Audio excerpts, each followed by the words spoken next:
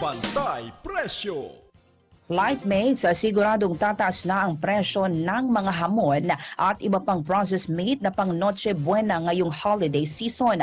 Ayon sa may-ari ng CDO Food Sphere na si Jerome Ong, aabot ng hanggang 2.5% na dagdag gasto sa kanilang mga produkto ang kanilang ipapasa sa mga mamimili.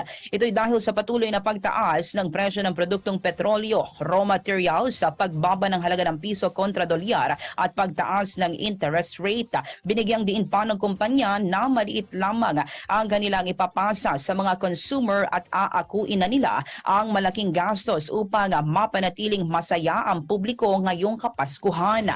Habang patuloy pa rin humihirit ang mga kumpanya ng sardinas ng dagdag presyo dahil sa mahal ng presyo ng petrolyo at raw materials.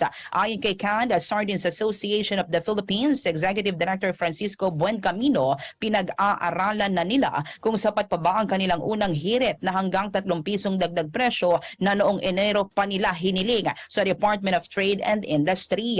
Dagdag pa ng grupo, hindi na nila kakayanin pa na hintayin na matapos ang kasalukuyang taon bago pagbigyan ang hiling na dagdag presyo. Ito ay matapos makiusap ang Trade Department sa kanila na ipagpaliban muna ang dagdag presyo hanggang sa dulo ng taon.